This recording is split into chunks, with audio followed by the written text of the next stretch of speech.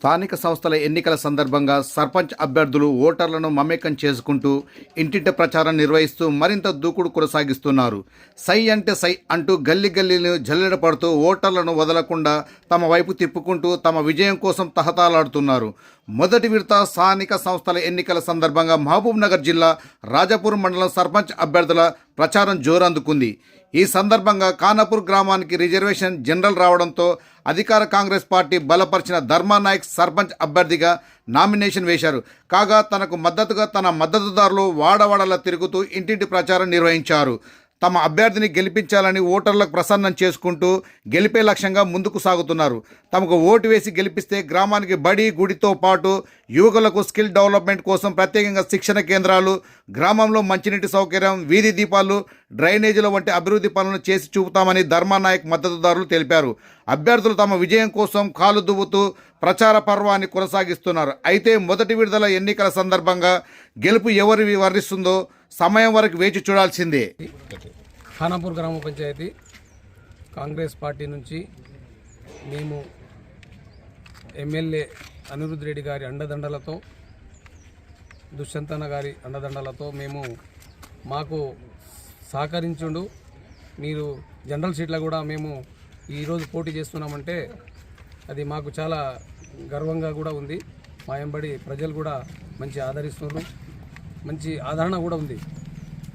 మేము గతంలో 2006 నుంచి 2011 వరకు సర్పంచ్గా చేశాను. ఇక్కడ చేసిన డెవలప్మెంట్స్ అన్నీ మా ప్రజలకు కూడా తెలుసు.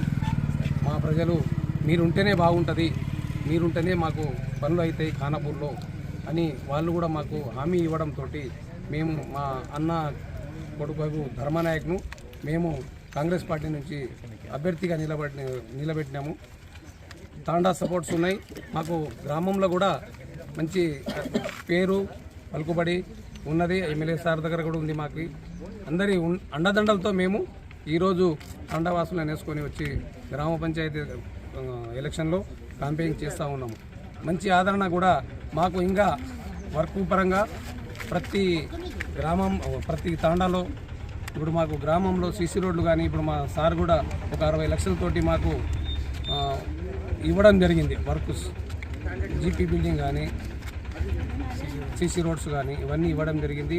ఇక ముందు కూడా మేము చాలా పనులు గుడి కానీ బడి కానీ మాకు మా సాయంగా మేము ఎమ్మెల్యే సాబ్ వెంట ఉండి ఆయన దగ్గర మేము పనులు అడుగుని మంచిగా చేస్తామని చెప్పి నేను ఈ మన మీడియా ద్వారా తెలియజేస్తున్నాను. ఈరోజు ఖానాపూర్లో కూడా గ్రంథాలయం ఒకటి లేదు, గ్రంథాలయం చేయాలనుకుంటున్నాం. గ్రంథాలయం కూడా మేము ఎమ్మెల్యే సాబ్ తోటి శాంక్షన్ చేయించి ఇస్తాము. ఇంకోటి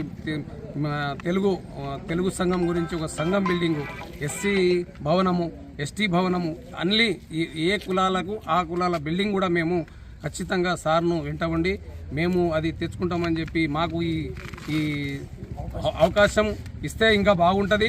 ప్రజలు కూడా మాకు ఆదరించాలి. ప్రజల మేము రుణపడి ఉంటాం. మేము ఇప్పటి నుంచి కాదు, అప్పుడు 2006 నుంచి 2011 ఇప్పటి వరకు కూడా మేము ప్రజల్లోనే ఉంటూ మా ప్రజాసేవకే అంకితం ప్రజాసేవకే అంకితంగా ఉంటాం మేము.